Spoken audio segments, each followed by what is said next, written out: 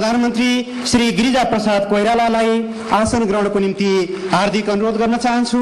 Comrade प्रचण्डको नाम मैले यसअघि नै उद्घोष गरिसकेको छु। उहाँहरू दुवैजनालाई आसन ग्रहणको निम्ति म हार्दिक अनुरोध गर्न चाहन्छु।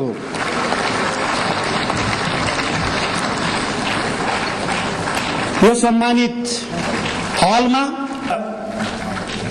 अतिथिहरू हाम्रो सम्मानका हकदार हुनुहुन्छ, तर समय अभावको कारणले हामी सबैलाई आसन ग्रहण गराउन सकेका छैनौं। यहाँहरू सबैलाई आफ्नो स्थानमा आसन ग्रहण गर्नको निम्ति अनुरोध गर्दै अब म नेपाली जनताको, जसलाई हामीले लोकतन्त्र, अग्रगमन र संविधान सभाको निर्वाचन मार्फत सामाजिक आर्थिक रूपान्तरणको स्थापित गर्ने र 11 वर्ष पुरानो सशस्त्र द्वन्द्वलाई समाप्त गर्ने ऐतिहासिक क्षणमा आइपुगेका छौं। प्रस्तुत गर्ने अनुमति चाहन्छु। यहाँसम्म आइपुग्नको लागि अत्यन्त ठूलो कष्ट बिहोर्ने तमाम देशमा 2052 सालदेखि चल्दै आएको सशस्त्र द्वन्द्वलाई अन्त्य गरी शान्तिपूर्ण सहकार्यको नयाँ अध्याय प्रारम्भ भएको घोषणा गर्दै नेपाल सरकार र नेकपा माओवादीका बीच भएको युद्धविरामलाई दीर्घकालीन शान्तिमा परिणत गर्ने प्रतिबद्धताका साथ नेपाल सरकार र नेकपा माओवादीका बीच यो विस्तृत शान्ति सम्झौता सम्पन्न गरिएको छ।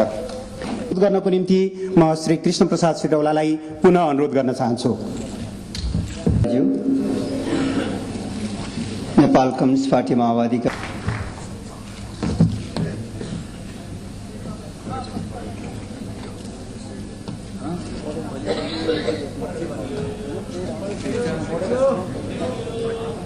राष्ट्रिय अनुगमन समितिका अध्यक्ष प्राध्यापक डाक्टर वीरेन्द्र मिश्रलाई पनि माथि आइदिनु।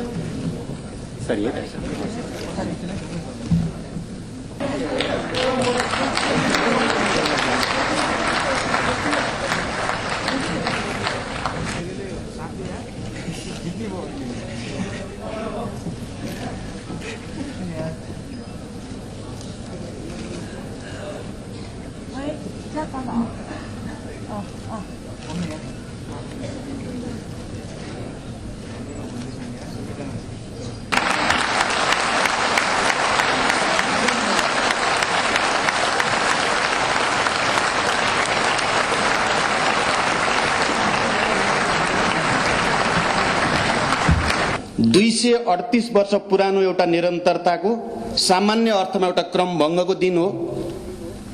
पिछडिएको स्थितिमा राख्न चाहने तमाम प्रतिगामी तत्त्व र विचारको पराजयको दिन पनि हो। शान्तिपूर्ण संसदीय राजनीतिमा रहेका पार्टीहरूको बीचमा सहआन्दोलनको आँधीबेरी जो सृष्टि भएको छ, मलाई लाग्छ 21औं शताब्दीको पहिलो दशकमा यो एउटा चमत्कार पनि हो। 21औं शताब्दीको पहिलो दशकमा हामीले जुन लोकतन्त्रको परिकल्पना गरेका छौं, यहाँ सहमतिमा राज्यको पुनर्संरचना नेपालको निम्ति अत्यन्त नै महत्त्वपूर्ण, जनताको लागि पनि अत्यन्त नै महत्त्वपूर्ण सम्झौता भएको छ। त्यो आजको यस मितिदेखि हत्या, हिंसा र आतंकको राजनीति समाप्त भएर मेलमिलापको राजनीतिमा हामी सबै अग्रसर भएका छौं। गरेर सद्भावना, सहिष्णुता र विश्वको इतिहासमा एउटा महत्त्वपूर्ण स्थान कि तिमीले जुन प्रयास गर्न लागेको छौ त्यो प्रयास सफल। सम्माननीय प्रधानमन्त्रीज्यूलाई हार्दिक